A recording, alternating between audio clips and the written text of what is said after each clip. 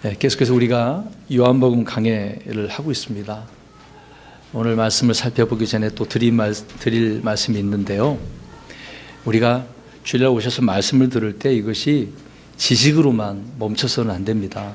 특히 우리는 이제 킹제임스 성경을 보고 있습니다. 하나님께서 보존하신 성경인데요. 기존에 우리가 알고 있었던 것들을 바로잡게 되어질 때 정말 놀랍죠. 이것이 진리의 말씀이었는데라고 우리 자신을 막 치면서 통곡할 그런 부분이 있었던 것으로 우리는 다 알고 있습니다. 근데 그것이 지식으로만 그치면 기존의 개신교인들하고 다를 게 없거든요. 우리는 내게 주신 이 지식의 말씀이 내 마음속에 새겨져서 열매가 풍성해져야 된다는 겁니다. 그래서 그리스도인으로 성장해 나가는 거죠. 이게 중요한 겁니다. 이것이 안 되기 때문에 세상 사람들로부터 많은 험난한 그런 말들을 우리가 듣게 되어집니다. 하나님께서 보존하신 성경도 그들은 믿지는 않지만 보존한 성경을 공격하는 것은 둘째치고, 그러면 당신들은 킹제임스 성경 보니까 더 바르게 살아야 되는데 이제 그런 행실들을 보게 되는 거죠. 세상 사람들도 그런 것처럼. 그래서 우리의 행실이 말씀으로 더 겸손해지고 낮아지고 주님을 높이는 삶이 되어야 되는데 그렇게 되지 않으면 또 욕을 얻어먹을 수밖에 없습니다. 그것이 주님을 욕되게 하는 거고 주님의 영광을 가리우는 그런 일이 있기 때문에, 그래서 우리는 지식에 그쳐서는 안 되고 삶으로 말씀이 드러나야 되는 거죠. 그래서 그 지식의 말씀이 우리 믿음과 잘 섞여져서 열매가 맺을 수 있도록 해야 된다는 겁니다. 근데 이 지식이라고 하는 것은 우리가 머리로 이해하게 되는 거 아닙니까? 근데 이 지식은 냉철하게 이 지식을 우리가 이해를 해야 되는 겁니다. 그래서 머리라고 하는 것은 냉철해야 되는 거거든요. 선과 악을 잘 분별하고 구별을 해서 그 말씀에 살려고 해야 되는 부분이 되겠죠. 그 냉철한 지식의 말씀이 우리의 마음속에서는 뜨거워져야 된다는 겁니다. 그래서 엠마오로 가는 두 제자에게 주님께서 말씀을 알려주니까, 지식이 들어가니까 그 지식의 말씀을 통해서 그들이 마음이 어땠어요? 뜨거웠다 그랬잖아요. 뜨겁지 아니하냐. 정말 우리의 마음이 뜨거워야 됩니다. 그러니까 뜨겁게 주님을 사랑하고 섬겨야 된다는 얘기가 되겠죠. 지금 요한복음서는요, 이런 지식의 말씀들이 많이 들어져 있고, 또 이 요한복음을 통하여서 주님께서는 자기 자신이 누군가를 말씀해 주고 있습니다. 처음부터 끝까지 내가 하나님의 아들이고 하나님이다 라고 하는 그 자신을 증언해 주고 있는 말씀들이거든요. 또 반복적인 그런 이야기도 많이 담겨져 있습니다. 왜 이런 말씀들을 주님께서 하고 계시는가 이해해야 한다는 겁니다. 그런데 흔히 우리는 예수님 하나님 아들이셔. 그럼 그 하나님 아들이신 예수님이 어떤 하나님이라고 말씀하고 있는지 말씀해 주고 있거든요. 그것을 우리가 알자는 겁니다. 카톨릭도 하나님 믿는다고 그래요. 삼위일체 믿는다고 그래요. 근데 내용이 들어가서 보면은 어떤 삼위일체냐고요. 어떤 하나님이냐고요. 이것이 문제입니다. 우리는 분명히 주님이 누구신지를 알고 그분을 섬겨야 올바른 믿음이고, 또 그것을 통해서 드리는 이 영과 드리는 예배가 하나님 앞에 드려지게 되어진다는 겁니다. 그것이 올바르지 않는데 하나님께서는 기뻐 받으시겠어요? 안고 없는 찐빵처럼 속이 비어져 있는데, 없는데 텅 비어져 있는데 하나님께서 무엇을 보고 기뻐하시고 그 예배를 받아주시겠습니까? 바른지를 알고 그 주님을 모시고 그 하나님을 우리가 섬기는 그런 올바른 지식과 그 상태를 우리가 바로 알아야 되겠죠. 그래서 요한복음은 우리가 그런 부분을 잘 이해하고 말씀 한 구절 사건을 통하여 무엇을 말씀해 주고 있는가, 그 부분을 우리가 이해를 했으면 좋을 것 같습니다. 오늘은 요한복음 강의 이제 19번째 시간인데요.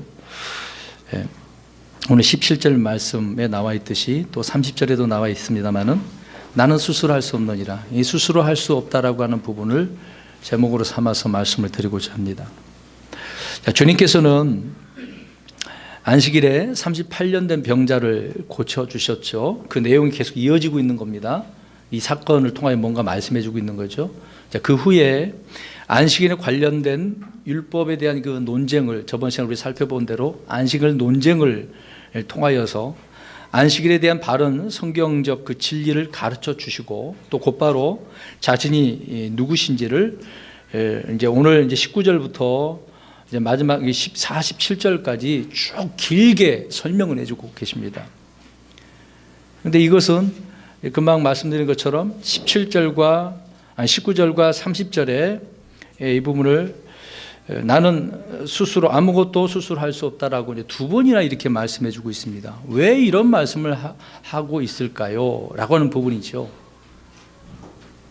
무엇을 말씀해 주시려고 나는 스스로 할 수가 없어 이런 말씀을 하셨는지 그런 내용들을 한 절 한 절씩 우리가 살펴보는 것입니다. 수많은 이적들과 권세 있는 말씀들 그리고 행하신 그 표적들은 주님께서 스스로 행하신 것이 아니라 누가 행하신 것이라고 말씀합니까? 아버지께서 행하신 일이다라고 하는 것을 증언하는 것이죠. 또 이것을 증언하는 동시에 자신이 누구인지를 또 증언해 주고 있습니다. 모든 성도들이 우리 주님과 같이 이런 고백처럼 나는 아무것도 스스로 할 수 없습니다. 이런 고백을 할 수 있기를 바랍니다.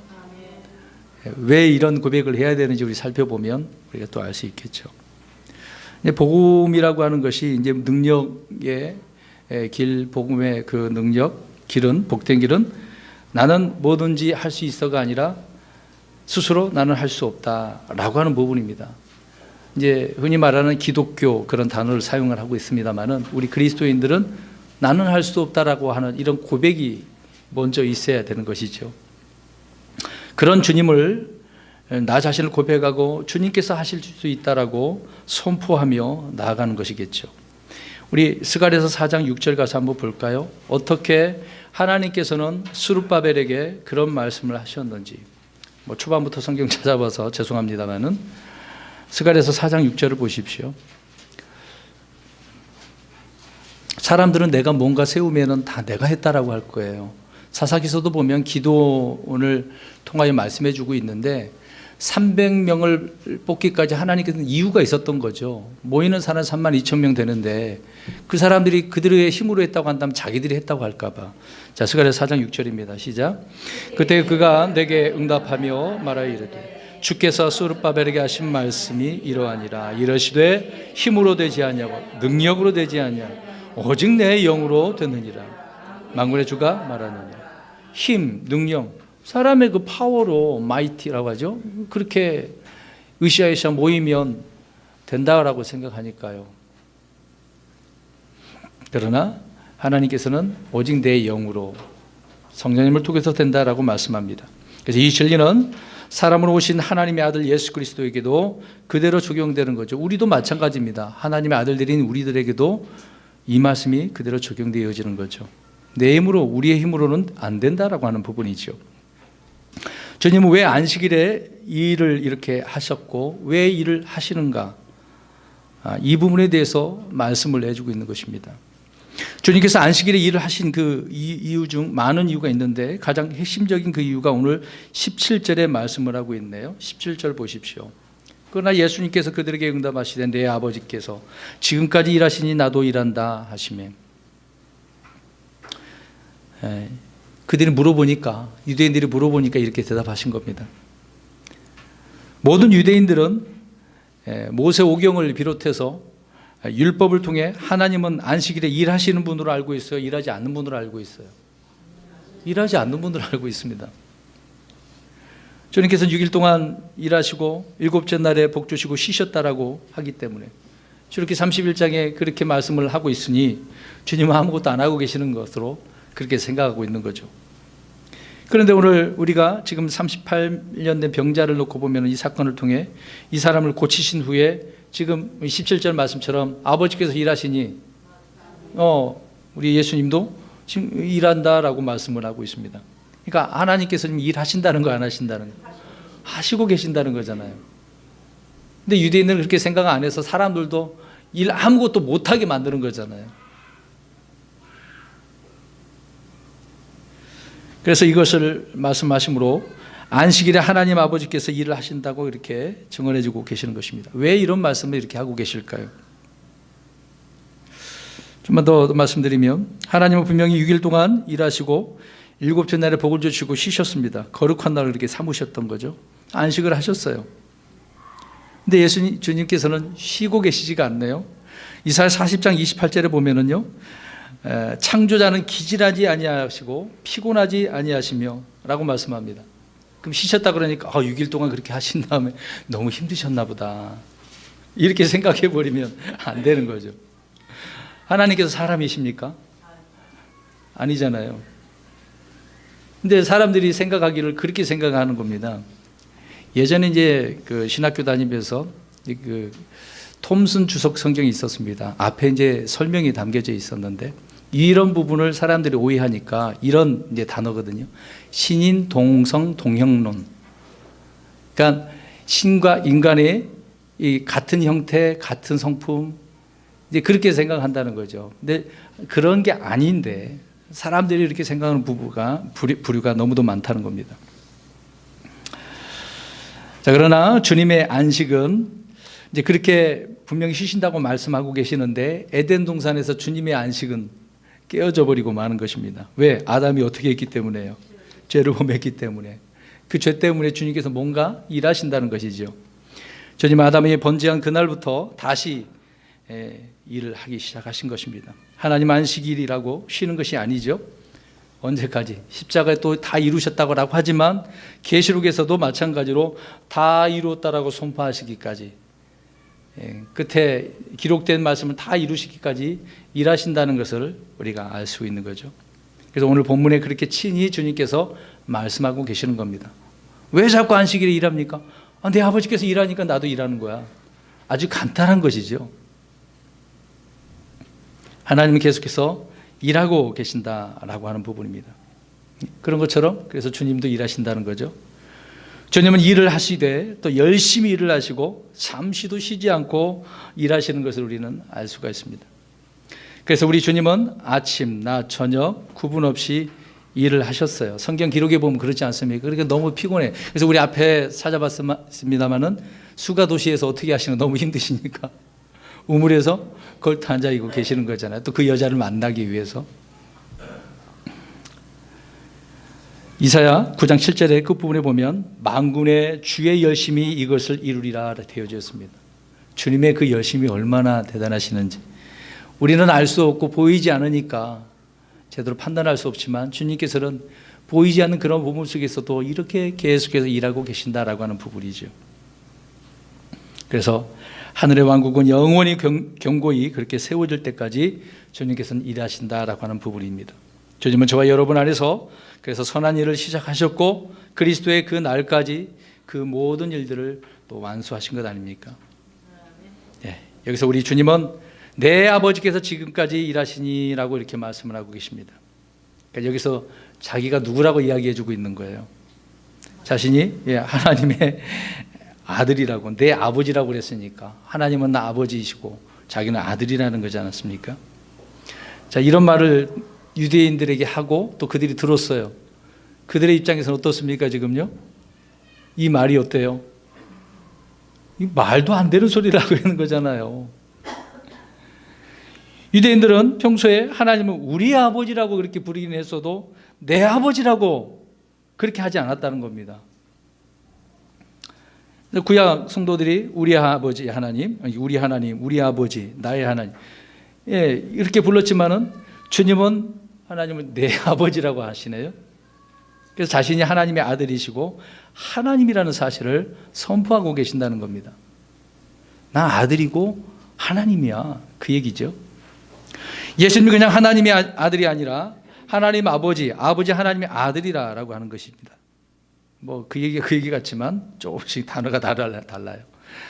하나님 아버지의 아들은 하나님의 아들이죠. 그럼 보겠습니다. 이제 우리 명직이는 누구의 아들이죠? 제 아들이죠. 아버지의 아들은 사람의 아들이지 않습니까? 그렇죠? 하나님의 아들이신 예수님, 아버지가 하나님이시니까 아들이죠. 자, 내 아버지께서 지금까지 일하신 나도 일한다라고 하는 말씀은 아버지와 자신은 동시에 똑같이 그렇게 일한다라고 말씀을 하고 있는 것입니다. 즉 하나님 아버지의 일이 따로 있고 내 일이 따로 분리되어 있는 것이 아니라 아버지께서 일하시는 일이 자신이 하는 일과 같다는 말이죠. 잘 보세요. 좀 어려운 것 같아요. 지금 주님께서 뭔가 여기 보세요. 뭘 하셨어. 누가 하셨다 그래요? 아버지께서 하셨어. 근데 그걸 누가 한 겁니까 결국은? 예수님이. 이게 자신이 누구라는 거예요? 하나님이라는 거죠. 자, 어렵지 않습니다. 복잡하게 생각하기 어려운데 아니에요. 예를 들어서 사람들의 가족 관계에서는 아버지는 일을 하는데 아들은 쉬고 있거나 놀고 있을 수 있습니다. 그렇죠? 저는 지금 이 설교하고 있는 명직에 앉아서 말씀을 듣고 있어요. 그렇게 있을 수 있어요.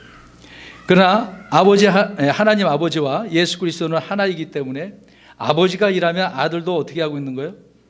놀거나 쉬는 게 아니라 일하시는 겁니다. 왜? 누구시니까? 하나님이시니까.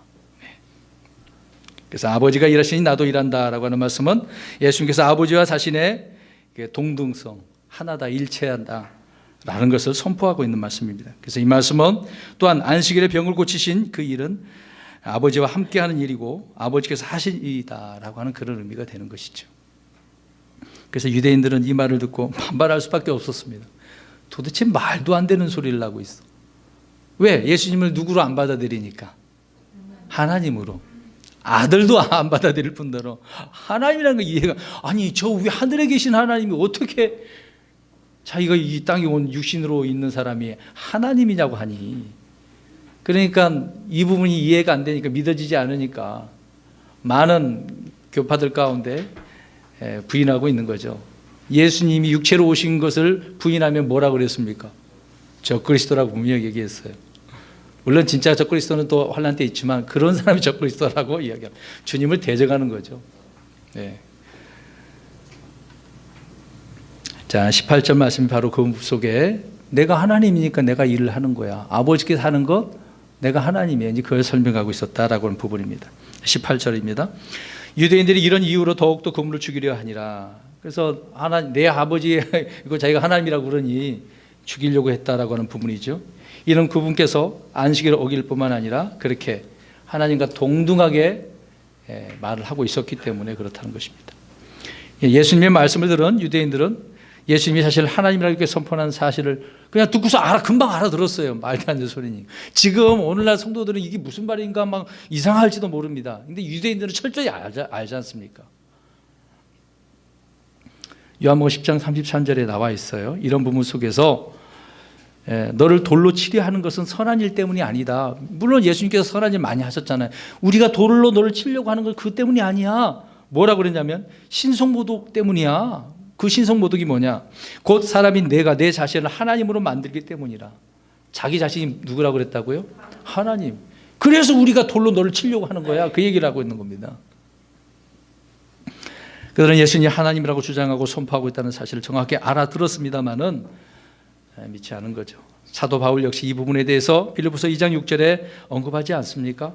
그분은 하나님의 형체로 계심으로 하나님과 동등함을 예수님인데 하나님 동등하다고 그러지 않습니까? 왜? 바울은 예수님이 누군지를 알고 있었던 거죠? 하나님으로 알고 있었기 때문에. 예수 그리스도는 하나님이신 거죠. 유대인들로 인하여 주님은 안식일을 범했다는 이 죄목에다가 거기다가 뭘 하나 또 붙였어요. 이 신성모독의 죄목을. 참 유대인들은 참 이런 어거지가 있는 것 같아요. 그러나 예수님은 언제나 항상 자신이 하나님이라는 사실을 선포하는데 주저하지 않으셨습니다. 왜? 이것을 알려주셔야만 하는 거죠. 내가 하나님인데 하나님으로서 내가 이 땅에 사람의 몸을 취해서 왔어. 내가 이렇게 십자가에 죽어야만이 너희들이 살 수 있어. 이거를 알려주시는 거죠. 여러분 보세요. 하나님께서 나를 위해서 친히 십자가에 죽으셨다고 생각해 보세요. 어떻게 신이 그렇게 나를 위해서 그렇게 하냐 말이에요. 세상에서는 그렇게 할 자가 어디 있겠습니까? 여러분 다른 종교에 가보세요. 없어요. 이런 부분 하나도 없습니다. 오직 우리 하나님만, 우리 주님만 이렇게 하신다는 겁니다. 다른 종교는 없어요. 오늘 우리가 좀 길지만 19절에서 49절까지, 오늘은 29절까지 있지 않습니까? 자, 47절까지 보면 주님은 길게 이렇게 설교하고 계시는 건데, 주님은 자신에게 이렇게 분노하고 자신을 죽이려고 하는 유대인들을 향해서 이 진리의 말씀을 선포하시면서, 야, 내가 구원자야. 물론 이 4장의 구원에 대해서 말씀을 이미 말씀하고 있죠. 그 다음에, 야, 나는 부활이야. 또 이 심판을 하나님 아버지께서 내게 맡겨주었어. 나는 심판주야. 심판해 주다라고 말씀을 선포해 주고 있는 거죠. 그래서 이 길게 선포하고 있는 말씀들이 얼마나 우리에게 올바른 지식과 또 지혜를 주고 또 생명을 주고 있는지를 알 수 있습니다. 18절이 이제 그런 내용이고요. 하나님과 동등하신 분이다, 네, 하나님이다 라고 하는 부분이고요.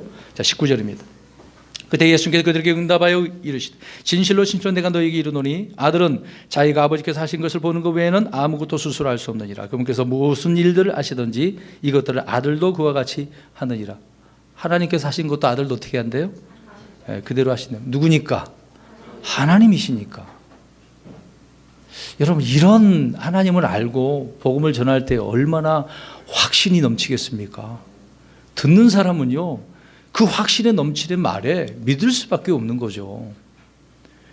내가 어렴풋이 알고 잘 이해하지도 못한 부분을 설명하면은요, 그 듣는 사람의 마음속에 와닿지 않는 거예요. 자, 모세는 시내 산에서 하나님께서 보여주신 것을 보고 성막을 만들어줬죠. 그 양식대로, 보여주신 양식대로 만들었습니다. 성막을요. 자, 보세요. 모든 것을 보여주신 대로 만들었잖아요. 근데 주님께서 지금 말씀하실 때 어떻게 하십니까? 보여주신 일을 보는 것이 아니라 하시는 일을 보고, 누가 하시는 일을 보고? 아버지께서 하시는 일을 보고 그렇게 하신다는 겁니다. 이 말의 의미는 주님께서 이 땅에 계시면서도 하늘의 아버지, 하나님 아버지께서 일하시는 것을 보고 계신다는 거죠. 자, 보세요. 지금 이 땅에 계시는데 하나님은 지금 하늘에 계시지 않습니까? 근데 보고 계셔요. 하나님이시니까.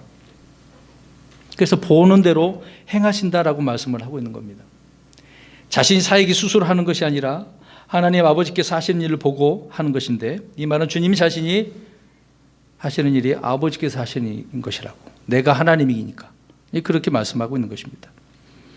그러면 보십시다. 아버지 하나님, 아들 예수님, 성령님, 그 세 분이 하나이신데 서로 이렇게 의존하며 서로 이런 관계가 있다는 거죠. 떨어지는 것도 아니고 모든 것이 다 동등하시고 하나님이시기 때문에 그런 존재라는 부분입니다. 그래서 셋은 완전히 하나이기 때문에 그렇다는 거죠. 성령님께서도 마찬가지입니다. 이 부분 우리 보겠습니다. 요한복음 16장 13절 보겠습니다. 자, 예수님도 그렇게 하시는데 성령님도 그렇게 하신다 말씀합니다. 서로 이렇게 의존하고 계시는 거죠. 16장 13절 시작. 그러나 그분 곧 진리의 영께서 오시면 너희를 모든 진리 가운데로 인도하시리니 그분은 스스로 말씀하지 아니하시고 무엇이든지 자기가 들을 것만을 말씀하십니다. 앞으로 일어날 일들을 너희에게 보이시리라. 성령님께서 스스로 말씀하신다 그래요? 아니죠. 들을 것만을 아버지 하나님께서 말씀하신 것 들으신 대로 그렇게 행하시는데 진리 가운데 많은 사람들을 인도하신다라고 말씀하고 있습니다. 자, 이렇게 주님과 성령님께서 이렇게 하신다라고 한다면 저와 여러분들, 우리 성도님들이 얼마나 의존해야 되는가? 우리는 누구를 의존해야 되겠습니까?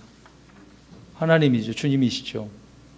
예수님도 성령님도 아버지 하나님을 그렇게 서로 의존하고 계시는데, 우리는 물론 그리스도 지체 안에서, 그리스도인들 지체 안에서 우리가 서로 의존하지만 먼저 하나님을 의존하는 거 아니겠습니까? 더욱더 주님을 의존하고 밀착한 그런 관계가 되어져야 된다는 것입니다. 떨어져 있는 그런 독립적인 존재가 아니라는 거죠. 성도는 전적으로 그래서 주님을 의존하며 살아가야 한다라고 말씀합니다. 그 구절을 우리 좀 살펴볼 건데요. 좀 이따가 요한복음 15장을 우리 보도록 하겠습니다. 아무튼 주님은 나는 스스로 아무것도 할 수 없다. 그렇게 선하신 주님께서는 자기 이제 어떤 이 신성에 대한 부분이 있죠. 이 신성에 어떤 제한적인 요소가 있음을 암시하는 것이 아니라 더욱 나는 하나님이다라는 것을 선포하고 있다는 것을 설명해 주고 있는 것입니다.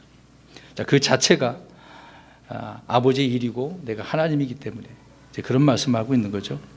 그래서 서로 상의하고 의존하는 그런 관계. 예를 들어서 우리가 여기 부부가 많이 계시지만 부부간에 서로 어떻습니까? 너는 너대로 나는 나대로 이렇게 더치페이 하는 것처럼 그렇게 사는 부부가 어디 있어요? 서로 어떤 일이 있으면 상의하고 선택하고 결정을 하는 거 아닙니까? 왜? 남편과 아내가 깊은 그런 사랑과 신뢰 관계가 있기 때문에 그런 속에서 살아가고 있음을 말해주고 있는 거잖아요. 가지고 있는 것도 서로 이렇게 공유하고 서로를 위해서 사용하는 것 아니겠습니까? 바로 그것이 자신의 선택을 결코 자신의 선택으로만 생각하지 않고 있다라고 하는 것을 말해주고 있는 것입니다. 그런 것처럼 우리 주님과 아버지 하나님과의 관계도 바로 그렇다라고 하는 부분입니다. 성도들이 나는 스스로 아무것도 할 수 없다라고 우리가 이렇게 선포한다고 한다면 진정한 능력자들이 되어지는 겁니다. 나는 할 수 있어 그러면 이제 문제가 되는 겁니다. 우리 요한복음 15장 가서 볼까요? 4절 5절. 주님이 내 안에 계시지 않으면 또 내가 주님 안에 있지 않는다면 될 수가 없습니다. 15장 4, 5절 시작.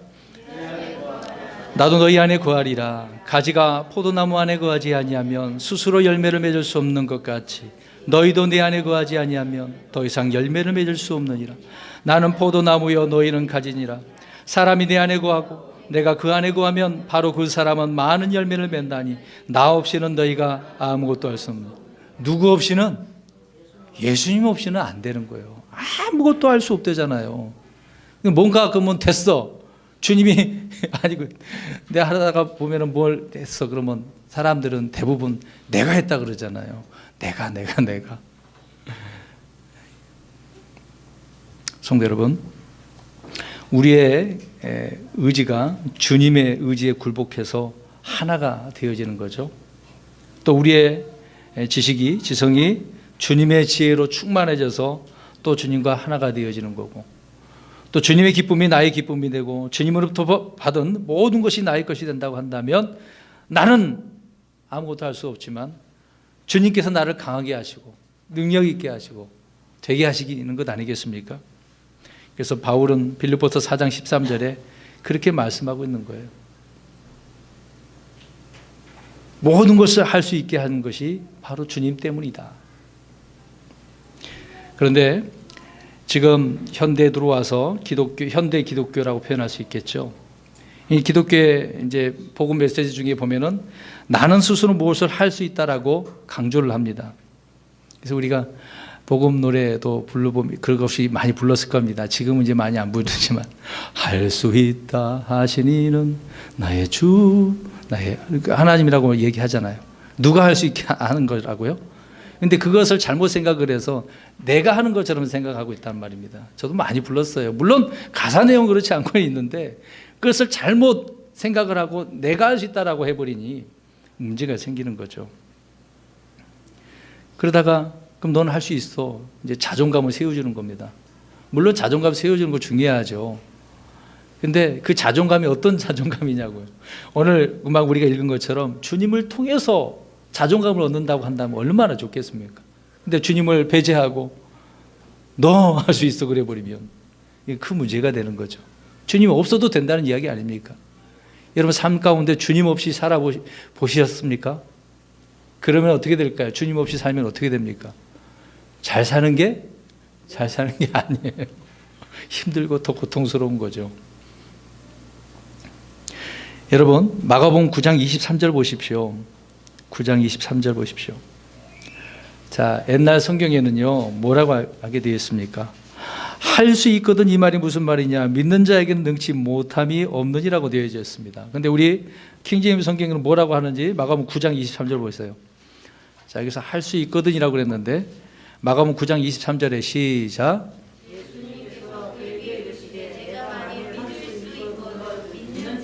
자, 보세요. 할 수 있거든이라고 그랬습니까? 믿음이잖아요. 근데 할 수로 바꿔놨으니 뭔가 내가 행해야 된다고 바꾸는 거 아닙니까? 그래서 믿는 자에게 능침이 없는 부분을 믿음에 대한 부분인데요. 또 한 구절 더 보겠습니다. 빌립보서 4장 13절 가서 보십시오. 이 능력 주시는 자 안에서라고 했습니다. 우리 옛날에 암송을 많이 했잖아요. 내게 능력 주시는 자 안에서 내가 모든 것을 할 수 있다. 근데 뭐라고 바른 성경을 설명하고 있는지 시작. 자, 나를 어떻게 하시는 분이에요? 강하게 하시는 분인데 능력 주시는 자를 능력으로 바꿔놨어요. 이제 영어로는 strength라고 하는 거, 강하게 한다는 거거든요. 파워가 아니에요. 근데 이거를 능력으로 바꿔놨으니 문제가 되고 있는 거 아닙니까? 그렇기 때문에 나는 아무것도 할 수 없다라고 하는 진리를 가르쳐야 되는데 그런 것이 아니라 너는 할 수 있어. 온전치 못한 그런 메시지가 선포되고 있는 거죠. 우리는 무엇을 할 수 있다고 외치기 전에 자신의 무력함, 연약함, 쓸데없음을 우리가 깊이 생각해야 되겠습니다. 또 주님께서 은혜 베풀어 주시기를 간구해야 되겠죠. 주님, 나는 아무것도 할 수 없습니다. 이런 고백이야말로 참된 능력과 승리를 가져다 주는 것 아니겠습니까? 우리가 스스로 무엇인가를 할 수 있다고 생각하고 무엇인 줄로 그렇게 생각을 하면 속는 거라고 말씀합니다. 그 구절을 보겠습니다. 갈라디아서 6장 3절. 그러니까 계속해서 요한복음을 살펴보면서 말씀드리는 것이 많은 사람들이 속고 있다고 하는 부분입니다. 우리가 마귀에게 저번에 마귀 들림에 대해서 말씀할 때도 소금에 대해서 말씀을 드리지 않았습니까? 마귀는 계속해서 속이는 거니까요. 무엇을 가지고 속이겠습니까? 말씀을 가지고. 자, 갈라디아서 6장 3절 시작. 만일 어떤 사람이 아무것도 아니면서 스스로 무엇이나 되는 것으로 생각하며 자기를 속인다니. 자, 이런 스스로 무엇인가 된 것처럼 생각하는 사람이 있다는 거예요, 없다는 거예요? 있다는 거지 않습니까? 그러면 이 갈라디아 교회 성도들에게 말씀을 하고 있는 건데 누군가 있었다는 거 아닙니까? 그런 것처럼 오늘날도 그런 사람들이 많이 있죠. 또 그렇게 인본주의 사상들을 가르치는 교회들이 있기 때문에 그런 자들은 자기를 속이고 있는 거예요. 자기를. 또 고린도전서 10장 12절 보십시오. 또 나는 지금 괜찮아. 나 이 정도 아는데 뭐 충분해. 괜찮아. 스스로 서 있다고 생각하는 사람도 역시 그렇습니다. 우리 살펴봅니다. 이런 사람은 넘어지는 거죠. 고린도전서 10장 12절 시작. 그런즉 스스로 서 있는 줄로 생각하는 자는 넘어지지 않도록 주의할지니라. 아멘. 조금 배우면 그게 다인 것처럼 생각하면 안 됩니다. 계속해서 배우셔야 돼요. 성경을요 평생토록 배워도 뭐 다 몰라요. 이 많은 말씀들을 어떻게 우리가 다 압니까? 10년이고 20년이고 그 정도면 됐어. 이제 그런 사람이 오늘 구절처럼 어떻게 생각하고 있는 거예요? 서 있다라고 생각을 해요. 그러다가 어떻게 됩니까? 넘어지는 거예요. 이런 그리스도인들이 지금 너무도 많습니다.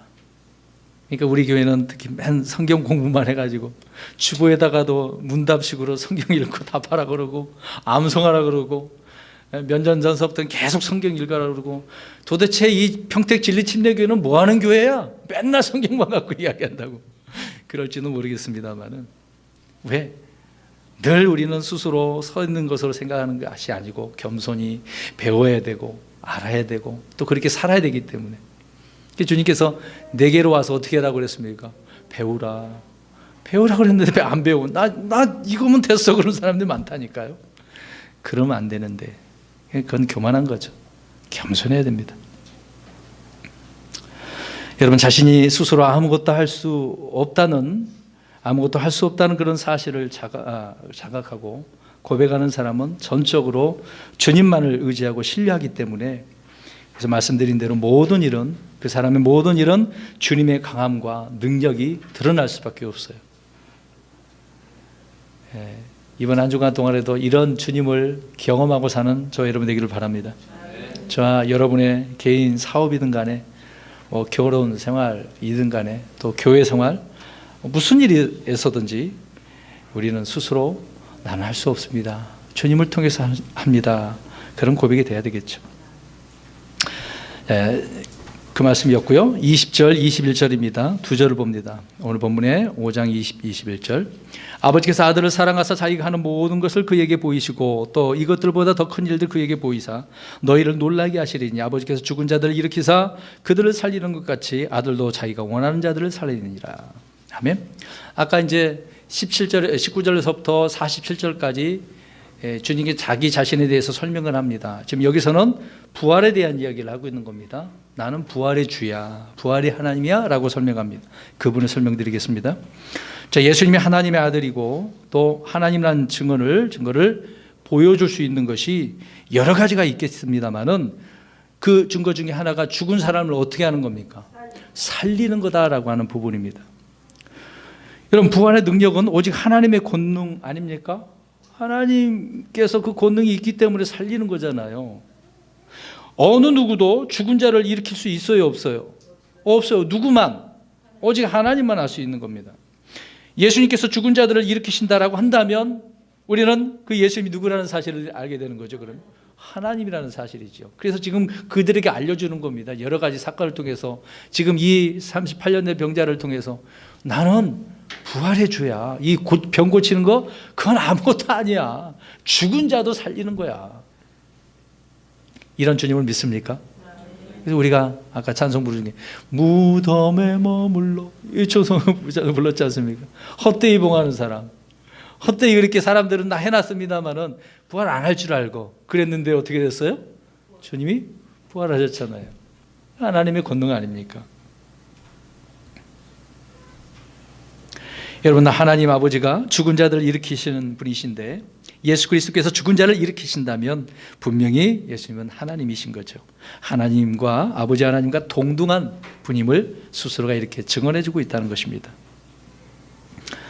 여러분, 주님은 병든 자의 병을 고쳤고요. 또 이것은 놀라운 일이 아닙니까? 지금 38년 된 병자가 고쳐놨으니 놀라운 일이잖아요. 근데 사람들이 이것이 지금 논란거리가 되고 있는 거 아닙니까? 언제 행해서? 안식일에 행해서. 아버지께서 일하셔서 나도 지금 이렇게 일을 하고 있는 것인데 오히려 논란거리가 되고 있다는 거죠.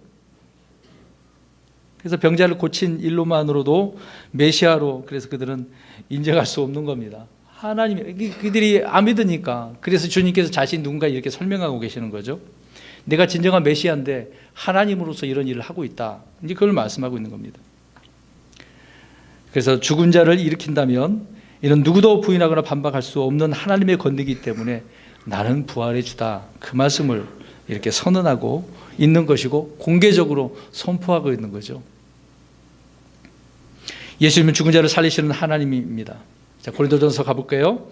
15장 45절. 자, 첫사람 아담을 통해서는 어떻게 됐습니까?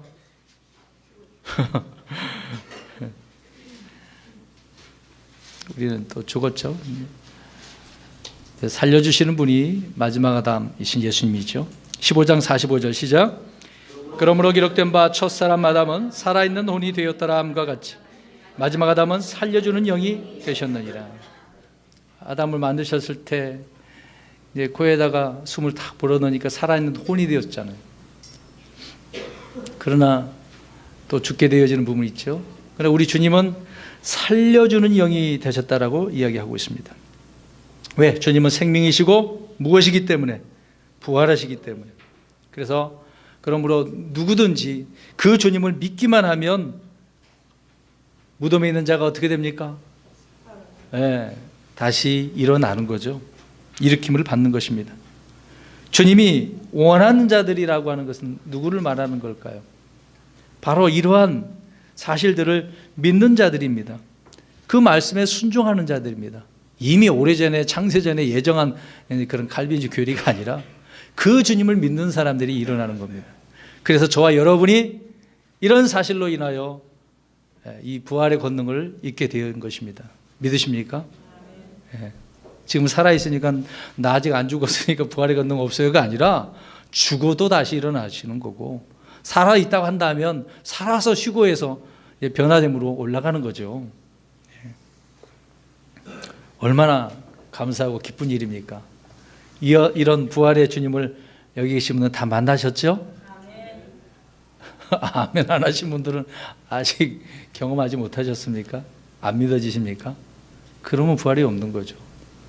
이 부활을 안 믿는 사람은 구원받은 게 아니에요. 그것까지 믿어야 되는 겁니다.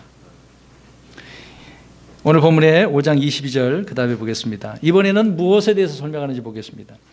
아버지께서 아무도 심판하지 아니하시고 오히려 모든 심판을 누구에게? 아들에게 맡기셨으니. 그러니까 본인이 이제 어떤 분이라고요? 심판의 주, 심판의 하나님이라는 겁니다. 자, 이 심판에 대해서도 아버지와 하나이시다라고 지금 설명을 하고 있는 것이죠. 모든 유대인들은 하나님께서 심판자이심을 알고 그렇게 믿고 있습니다. 알고 있어요. 그런데 주님은 너희가 믿고 고백하는 심판자는 바로 누구다라고 지금 가르쳐주고 있는 거예요. 자기 자신이다, 나다라고 설명하고 있습니다. 자, 이것을 풀어서 설명을 한다면 하나님 아버지는 아무도 심판하려 하지 않으신다. 왜냐하면 아버지는 모든 심판을 누구에게 맡겼다? 아들에게, 나에게 맡겼기 때문에. 그래서 내가 아버지의 아들이다. 고로 내가 모든 심판을 집행하는 심판자다. 쭉 풀어서 지금 이렇게 설명드리는 겁니다. 하나님은 어떻게 이 모든 심판을 아들에게 맡길 수 있을까요? 그분이 어떤 분이니까? 하나이시고 아들이시고 하나님이기 때문에, 자신과 동등하기 때문에 이 심판을 저와 여러분에게 맡기겠습니까? 물론 우리 성도들은 나중에 천사들을 심판하게 되겠습니다만, 진정한 심판자는 우리 주님이시죠. 어떤 아버지의 뜻과 아들의 뜻에는 조금도 차이가 없어요. 일치하기 때문에. 그래서 심판을 맡겼다라고 하는 부분이죠. 우리 그리스도인들은 언제 심판을 받습니까? 휴가 하늘로 올라가서 공중에서 심판을 받는 거, 그리스도의 심판석이라고 그러죠. 그 심판 받고 셋째 하늘로 올라가는 것입니다. 그러나 불신자들은, 남아있는 자들은 어떻습니까? 큰 흰 왕자 심판에서 다 죽은 자도 일어나서 그들은 심판받아서 불호수에 던져지는 것이죠. 그 내용이 22절 말씀입니다. 그래서 주님은 자기 자신이 심판주다. 23절을 보겠습니다. 이것은 모든 사람이 아버지를 공경하는 것 같이 아들을 공경하게 하려 하심이라. 아들을 공경하지 아니하는 자는 그를 보내신 아버지를 공경하지 아니하느니라. 자, 여기서 분명히 말씀하고 있죠. 아버지가 심판을 아들에게 맡기신 그 이유가 뭐겠습니까? 왜 맡겼다고 이게 설명을 주님께서 이렇게 설명하고 있어요? 아들을 공경. 왜 그럼 그 아들이 누군데? 하나님이니까. 근데 공경하고 있지 않네요. 아들을 공경하지 않는 것은 누구를 공경하지 않는 거다? 하나님을. 그럼 하나님을 공경하는 것은 누구를 공경하는 거죠? 아들. 이 공식이 돼야 되는데 이게 지금 안 되고 있는 거죠. 하나님은 예수 그리스도를 사랑하지 않는 자들을 그렇게 저주하고 계시는 겁니다. 예수 그리스도를 믿지 않는 자들을 심판하시는 거고요. 또 그들을 복종하지 않는 자들은 이제 벌을 주시지 않겠습니까? 아버지와 예수님은 하나이시기 때문에 그분을 공경한다라고 하는 부분이죠. 그런데 앞에서 쭉 여러 번 설명드렸습니다만 안식일 교인들이나 여호와 증인들은 어때요? 그렇게 생각하지 않죠. 그러니까 아버지 하나님 따로, 예수님 따로, 예수님 하나님을 그들은 인정하지 않으니까 따로따로 공경을 차별을 해두고서 공경하는 거예요. 지금 따로따로 그렇게 해야 돼요, 안 해야 돼요? 하지 말아야 된다는 겁니다. 그분이 그분이기 때문에. 하나로서 그분을 우리가 공경하는 거죠. 아버지 하나님과 또 예수 그리스도는 모든 면에서 이렇게 동등하시고 하나이기 때문에 아버지를 사랑하는 자는 누구든지 아들을 사랑하고, 아버지를 믿는 자는 누구든지 아들을 믿고, 아버지를 미워하는 자는 아들을 미워하는 것이 되겠죠. 그래서 또 아들이 없는 자는 누구도 없는 거예요? 아버지도 없는 거예요. 그래서 당시 오셔서 많은 바리새인들이 있습니다만 그들은 누구의 아들이 되었습니까? 사탄의 아들, 마귀의 자식들이잖아요. 왜? 겉으로는 공경하지만 진짜로 속으로는 하나님을 공경하지 않고, 진짜 공경하지 않으니까 아들 예수님도 하나님이신데 그분을 공경하지 않은 거죠. 그래서 그분이 자기 자신을 공경해야 된다라고 하는 부분을 말씀해 주었던 것입니다. 자, 24절 보겠습니다. 진실로 진실로 내가 너에게 이르노니 내 말을 듣고 또 나를 보내신 분을 믿는 자는 영원한 생명이 있고 또 정죄에 이르지 아니하리니 사망에서 생명으로 옮겨졌느니라. 자, 이 말씀에서 영원한 생명을 얻는 방법이 뭐라 그래요? 첫 번째, 내 말을 들으라고. 그냥 아무거나 듣지 말고. 저 여러분은 어떤 말들을 듣고 있습니까? 사람의 말들인가요? 네. 예수님께서 하신 말씀. 유명한 사람들이 뭐 말했다고 하지 말고 그걸 듣지 마시고. 근데 교회 안에서요, 그런 말을 들으려고 하면 안 되는 거죠. 주님이 누구신지를 알고 그분을 섬기려고 나와서 그 말씀 듣는 거 아닙니까? 세상에 좋은 말을 들으려면 그 문화센터 가면 얼마나 많아 유명한 강사들이 나와가지고 유튜브에도 많이 올라와 있지 않습니까? 그런 말을 들으면 교훈적인 이야기를 많이 있잖아요. 근데 그런 사람의 말들 말고 주님의 말씀이어야 되겠죠. 요한복음 14장 6절에 예수님께서 그에게 이르시되 내가 곧 길이요 진리요 생명이니 나를 통하지 않고는 아무도 아버지께 오지 못하느니라. 누구를 통해서? 예수님을 통해서. 주님만을 통해서 되어진다는 거죠. 그래서 내 말을 듣고 그 주님의 말씀을 잘 듣는 우리 성도님들이 되시기를 주의 이름으로 축원합니다. 귀를 쫙 이렇게 세우십시오. 여러분, 이비인후과 가면은 귀가 청력이 있는지 없는지, 특히 이제 연세 드신 분들 청력이 잃어가니까 검사하잖아요. 저도 몇 번 검사해 봤었습니다. 소리를 처음에는 크게 내요. 근데 시간이 가면 갈수록 조그맣게 띠띠 이리 소리를 냅니다. 들어보라고. 왜 그렇게 하겠습니까? 잘 들리는지 안 들리는지 그 테스트하고 있는 거죠. 우리 하나님의 그 세미한 음성을 이렇게 들을 수 있어야 돼요. 그렇기 때문에 말씀 가운데 거해야 되겠죠. 두 번째로, 그러면 주님께서 말씀하고 있는 건 생명을 얻는 방법은 또 나를 보내신 분을 믿는 자에게는 영원한 생명이 있다고 이야기하고 계십니다. 보내신 분을 믿으라고요. 예수 그리스도를 이 땅에 보내신 하나님 아버지를 믿는다면 그 사람은 영원한 생명이 있는 거죠. 근데 보십시다. 자, 영존한 생명이 있을 것이다 라고 했나요? 있고 현재형이잖아요. 지금 믿으면 있는 거예요. 앞으로 내가 선한 일 많이 해서 착한 일 많이 해서 그게 아니라 주님을 믿으면 이 영원한 생명이 어떻다고요? 바로 주어지는 겁니다. 저 여러분에게 이 생명 있으시죠? 앞으로 있을 겁니까? 아니죠. 이미 있어요. 이미. 주님을 영접하는 사람은 이미 그 안에 생명이 있는 겁니다. 25절입니다. 진실로 진실로 내가 너희에게 이르노니 죽은 자들이 하나님의 아들의 음성을 들을 때가 오고 있는데 곧 지금이라. 듣는 자들은 살리라. 자, 여기 보세요. 아니, 이상한 말이 있어요. 자, 소리를 듣는 건 누가 들을 수 있는 겁니까? 살아있는 사람이 들을 수 있어요? 죽은 사람이 들을 수 있어요? 근데 지금 누가 들을 수 있대요?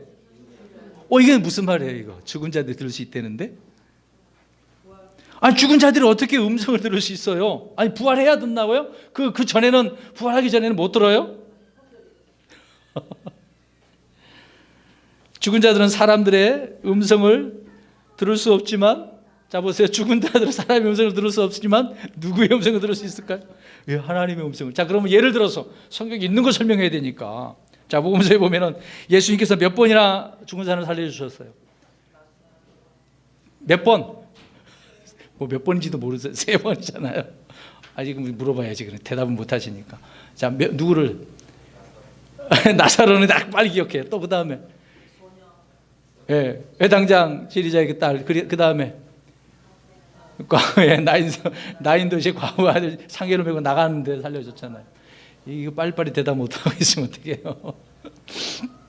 자, 나사로 보겠습니다. 이미 죽은 지 날이나 됐어. 그래, 다 울고 있어. 주님 부활에 대해 설명을 하시면서 나사로를 어떻게 하십니까? 무덤가에 가서 뭐라 그래요? 나사로야? 주님께서 말씀하셨네요. 나사로는 누구의 말을 들었어요 지금? 그러면 저와 여러분이 가서 우리 방병성 예수님 그곳에 가서 나사로야 나오라고 했다고 봤어요. 나오겠습니까? 네, 부활의 권능이 우리에게는 없을 뿐더러 말해봤자 죽은 자는 우리의 말을 안 듣죠. 근데 죽은 자는, 믿는 자는 주님의 음성을 듣는 거예요. 듣는 자들은 살리라라는 이 말씀은 영적으로 적용해 볼 때 죄와 범법 가운데 에베소 말씀하고 있죠. 죽은 죄인이 그 영이 살아나고 혼이 구원받는 것을 말하는 것입니다. 듣는 자들은 살리라. 성경을 통해서 우리가 전도지나 또 이제 복음 전파하지 않습니까? 그런 설교를 통해서 울려 퍼지는 그런 복음은 주님의 음성인 거죠. 그런 음성을 듣는 자들은 어떻게 해요? 지금 이 말씀처럼 듣는 자들은 살리라. 그 말씀을 들으면 살아. 저 여러분이 열심히 주님의 말씀을 전하셔야 돼요. 저 사람 살리려면 주님의 음성, 내 말은 아니. 그러니까 우리가 복음 전할 때 내 말 전하면 안 된다는 겁니다. 주님의 음성을 듣게 해서 주님의 말을 전해야 그게 정상이죠. 살려고 그 사람 생명 얻으려면 누구의 말을 들어야 된다고요? 주님의 음성을 말씀. 아까 우리 구절 다 읽었지 않습니까?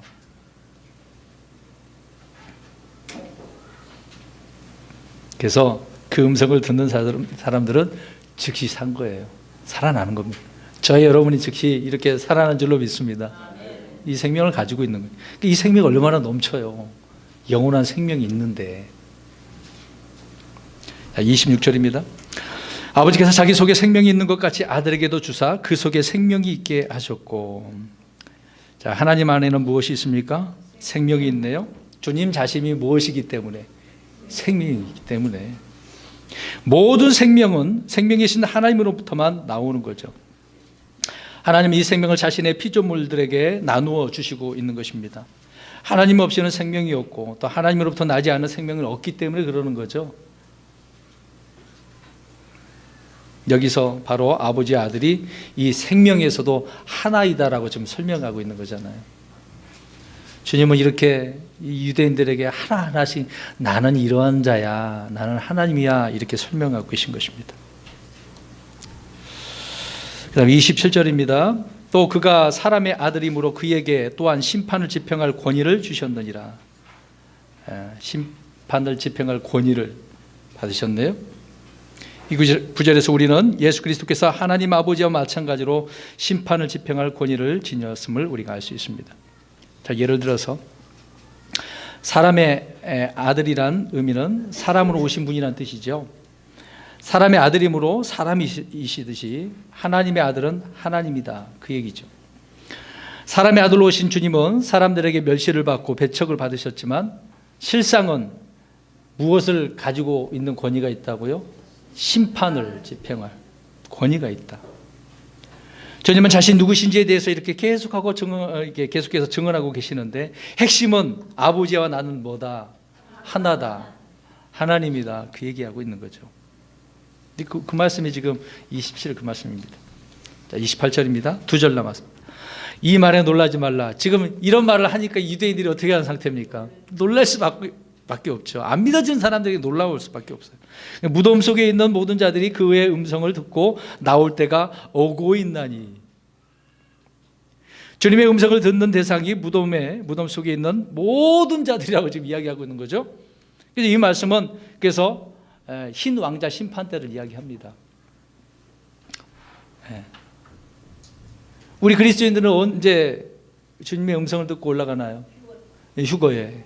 공중으로 오셨을 때 나팔 소리가 나죠. 그 나팔 소리가 다 개개인적으로 이름을 부르는 그런 소리예요. 겉으로는 세상을 들을 때는 나팔 소리입니다만은 주님께서 우리를 부르시는 거예요. 순식간에 눈 깜짝할 사이에 공중으로 들림 받죠. 먼저 부활하게 되고 그 다음에 살아있는 자들이 휴거하는 거니까.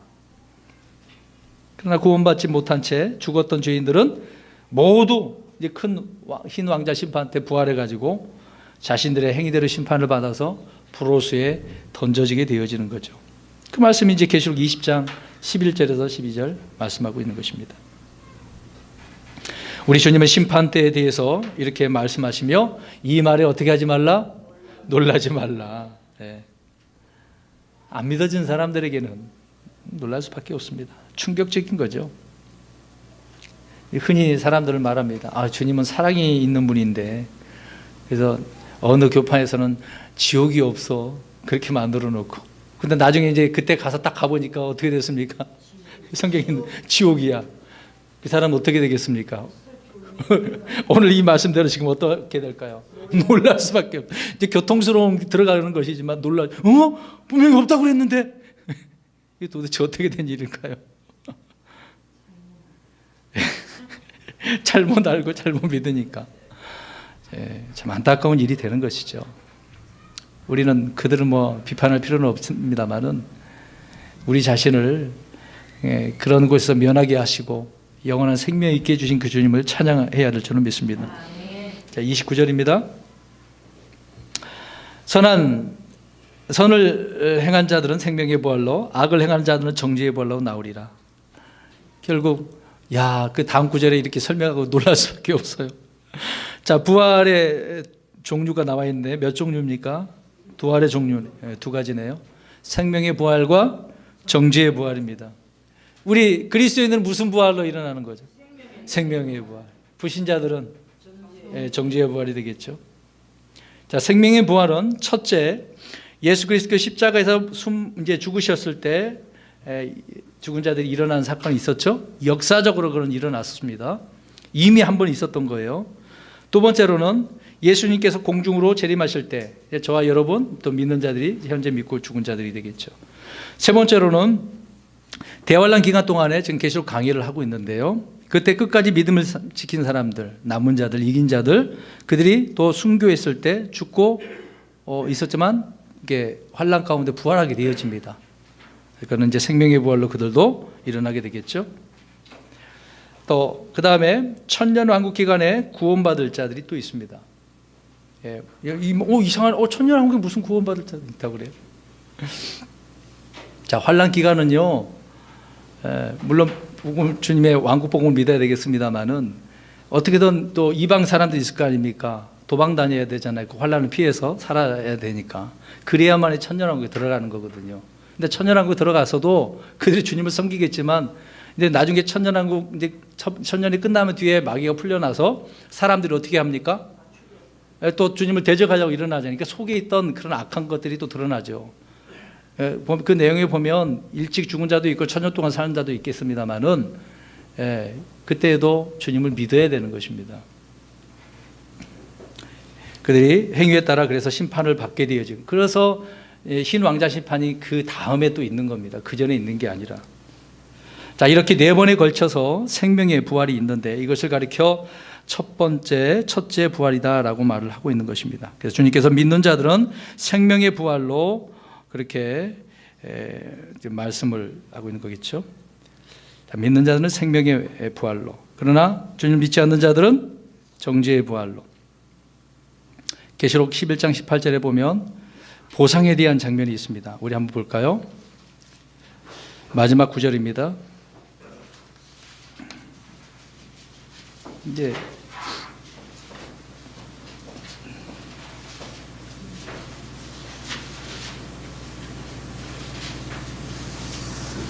첫째 부활에 속하면 정말 좋은 거죠. 둘째 부활은 부로수에 던져지는 부활이죠. 자, 계시록 11장 18절 읽어봅니다. 11장 18절 시작. 민족들이 분노하며 주의 진노가 이르러 죽은 자들의 때가 이르렀으니 이것은 그들의 심판을 받게 하려 하심이라. 또 주께서 주의 종 예언자들과 성도들과 또 작은 자든지 큰 자든지 주의 이름을 두려워하는 자들에게 보상을 주려 하심이며 또 땅을 멸하는 자들을 멸하러 하심이니라 하더라. 아멘. 자, 이 내용은 분명히 큰 흰 왕자 심판 때를 말해주고 있는 것입니다. 반면에 정죄의 부활은 구원받지 못한 모든 사람들이 이 심판석에서 기록된 대로 심판을 받고 불호수에 던져지게 되어지는 거죠. 저 여러분 여기 해당 사항이 없으니까 감사한 것입니다. 자, 오늘 말씀이 그렇게 되어져 있습니다. 정리하자면 주님은 명절에 올라온 유대인들에게 안식일 그 문제에서부터 시작을 해서 생명에 대해서, 구원에 대해서, 심판에 대해서, 부활에 대해서 이렇게 전 분야에 걸친 놀라운 말씀들을 이렇게 선포해 주셨는데 내가 누구다? 하나님이다. 하나님과 또 어떠한 상태로 하나다, 동등하다. 그것을 말씀하고 있었던 것입니다. 그래서 이 말에 놀라지 말라. 이 말씀이 부활과 심판에 대한 거 아닙니까? 그래서 우리 주님은 부활의 주님이시고 심판의 주라는 것입니다. 누구든지 예수 그리스도를 믿지 않을 때 그 사람은 어떤 부활에 들어가는 겁니까? 정죄의 부활, 심판을 면할 수가 없는 거죠. 그래서 주님은 이런 주님인 것을 우리가 알고 그 주님은 날마다 경험하고 또 감사와 영광 돌릴 수 있는 믿음으로 사는 저와 여러분 되시길 주의 이름으로 축원합니다. 아멘.